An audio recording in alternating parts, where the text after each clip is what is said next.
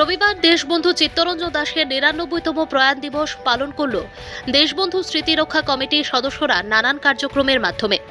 সেদিন শিলচর হাইলাকান্দি রোডের national highway point road স্থিত দেশবন্ধু চিত্তরঞ্জন দাশের আবক্ষ মূর্তি অবস্থিত মূর্তির পাদদেশে পুষ্পার্ঘ্য নিবেদন করেন।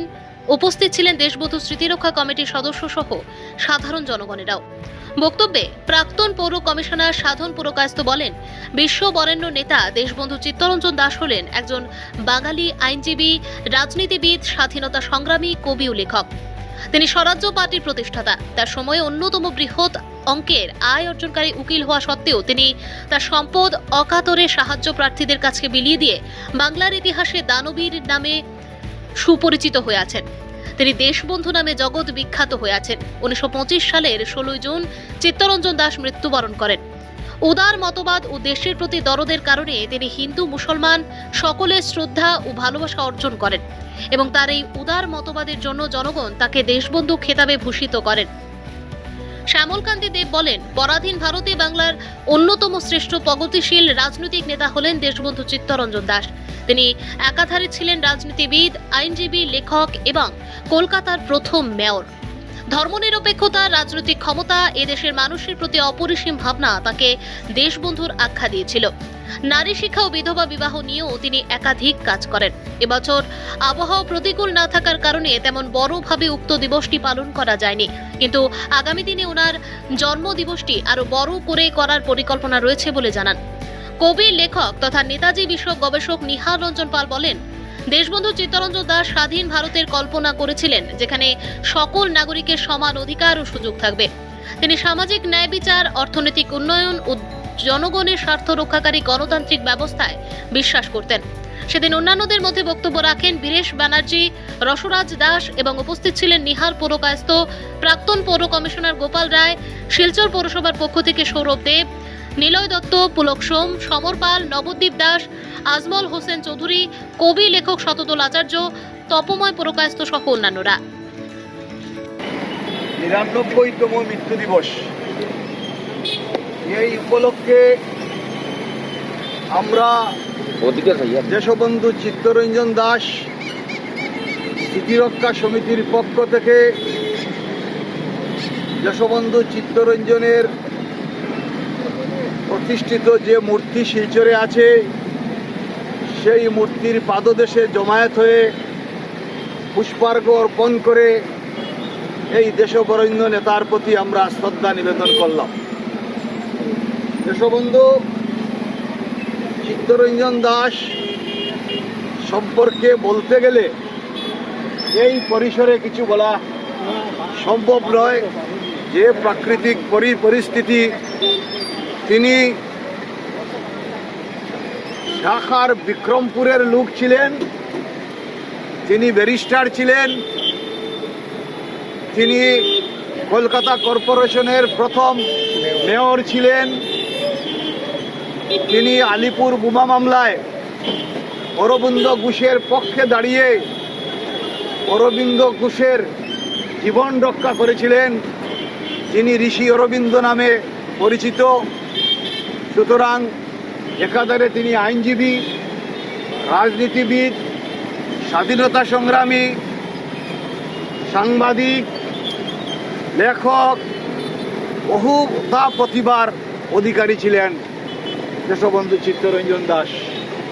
দেশবন্ধু চিত্তরঞ্জন দাশ দেশের জন্য সর্বস্ব ত্যাগ করে গেছেন।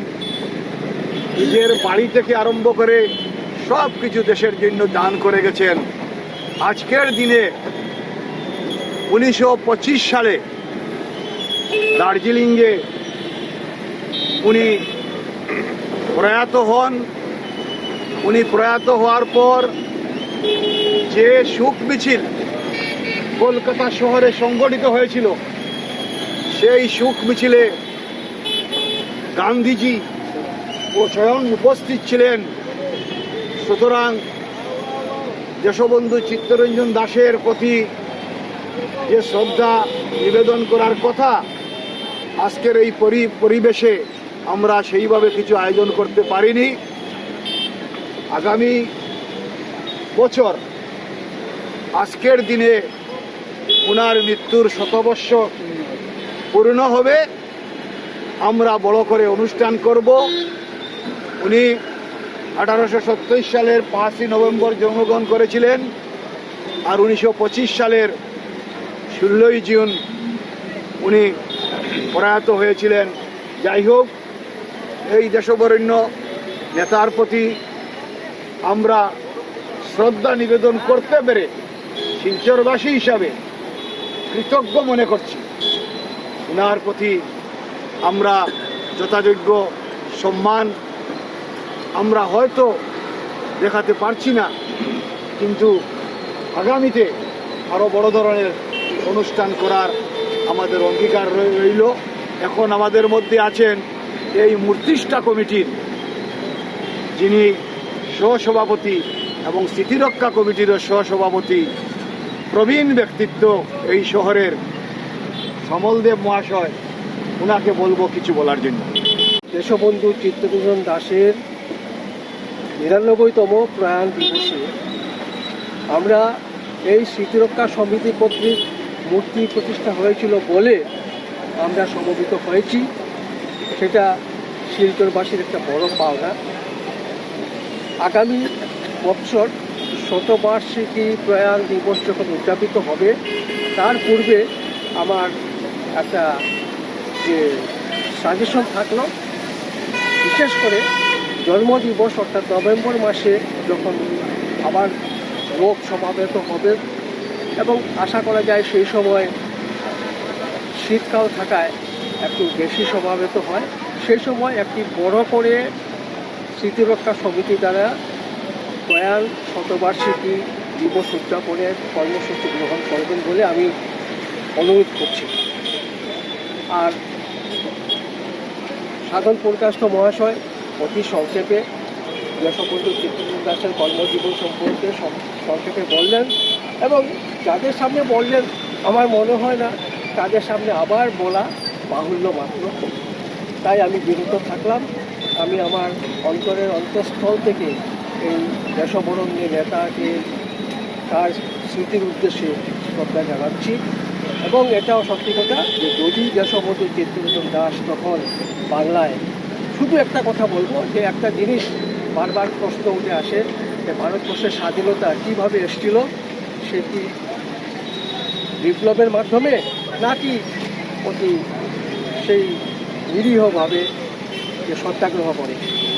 কিন্তু আমি বলবো যে যেভাবেই আপনারা বলুন না কেন, দেশবন্ধু চিত্তরঞ্জন দাসের কর্মপদ্ধতি, বিশেষ করে পরবর্তীতে কংগ্রেস ত্যাগ করে যে স্বরাজ দল গঠন করলেন এবং যে স্বরাজ দলের সভাপতি তিনি ছিলেন, মতিলাল নেহেরু ছিলেন সাধারণ সম্পাদক, সেই স্বরাজ দলকে আপনি সম্পূর্ণভাবে অহিংস পদ্ধতি অনুসরণকারীও বলতে পারবেন না, আর কিছুতেই যে সহিংস পদ্ধতি যে অনুসরণকারী সেটাও বলতে পারবেন না। এক নূতন পদ্ধতি তিনি দেখিয়ে দিয়েছিলেন। আমাদের দুর্ভাগ্য যে অপরিণত বয়সে তিনি প্রয়াত হন। আমি তার স্মৃতির উদ্দেশ্যে আমার বিনম্র শ্রদ্ধা জ্ঞাপন করে আমার বক্তব্য শেষ করছি। এই মহাপুরুষ আমি বলবো, কারণ ওনার ভিতরে যেই সমস্ত গুণাবলীর কথা আমরা জানতে পেরেছি, যে উনি যখন ব্যারিস্টারি পাশ করে ভারতে এসে প্র্যাকটিস শুরু করলেন, তখন তার প্রসার ছিল না। কিছুক্ষণ আগে সাধনদা বলেছেন যে উনি ব্যারিস্টার ছিলেন এবং সার্থক ব্যারিস্টার ছিলেন। ওই সময় পৃথিবীতে যত ব্যারিস্টার ছিল তাদের কারোরই এই তখন মতো আমাদের চিত্তরঞ্জন দাসের মতো ইনকাম ছিল না। প্রচুর ইনকাম করতেন, মানে বিলাসও ছিল তার, কিন্তু তার যে নীতিজ্ঞান, তার যে পরায়ণতা, এটা কিন্তু বিশেষভাবে মানুষের কাছে আকর্ষণীয়। যে উনি গান্ধীজির ডাকে ওই সময়ে সব কিছু, তার ধন দৌলত বাড়ি সব ত্যাগ করে, তখন বাড়ি ত্যাগ করা না, তখন সব কিছু ইনকামের সোর্স ত্যাগ করে তিনি স্বাধীনতা আন্দোলনে ঝাঁপিয়ে পড়েছিলেন। তারপরে আরেকটা কথা যেটা বলতে হয় যে কেউই তার বাবা কোনো কারণে ইনসলভেন্ট হয়েছিলেন, তিনি অর্থ 40,000 টাকা ফেরত দিতে পারেনি বলে ভারত সরকার তখন তাকে ইনসলভেন্ট ডিক্লেয়ার করল। কিন্তু পরবর্তীকালে কোনো লায়াবিলিটি থাকে না যে তাকে টাকা ফিরিয়ে দেওয়া, যেহেতু ইনসলভেন্ট ডিক্লেয়ার্ড হয়ে গেছে। কিন্তু তার এত বড় ন্যায়নিষ্ঠা, তিনি সেই ইনসলভেন্ট ডিক্লেয়ার করার পরেও সেই 40,000 টাকা ওই সময়ে ফিরিয়ে দিয়েছিল। তার যে মানুষের প্রতি যে তার ভালোবাসা ছিল, সেটা সাধনদা বলেছেন যে ভবানীপুর থেকে কেওড়াতলা শ্মশান পর্যন্ত লোকে লোকারণ্য, হাঁটার জায়গা নেই, সব দেহ নিয়ে অ্যাডভান্স করতে পারছে না, এত লোক তখনকার দিন পর্যন্ত বা পরবর্তীকালেও হয়েছে বলে জানা যায়। এমন মহান ব্যক্তির কথা আজকের দিনে স্মরণ করতে পারাতে, আলোচনা করতে পারাতে একটা জিনিস হচ্ছে, মানুষের কাছে এই যে তার যে গুণাবলী ছিল কিছুটা না হলেও মানুষের অন্তরে একটু জায়গা পেয়ে যাবে। তাই তার মতো যদি একটুখানি আমরা পাই, সার্থক জীবনযাপন করতে পারবো, এই বলে তার 99তম মৃত্যুবার্ষিকীতে শ্রদ্ধা জানিয়ে আমি আমার শ্রদ্ধা। আমি রবীন্দ্রনাথের ওনার মৃত্যুর সাথে সাথে রবীন্দ্রনাথ দুটো লাইন কবিতার বলেছিলেন, সেটা আমি পুনরাবৃত্তি করছি। এনেছিলে সাথে করে মৃত্যুহীন প্রাণ, মরণে তাহাই তুমি করে গেলে দান।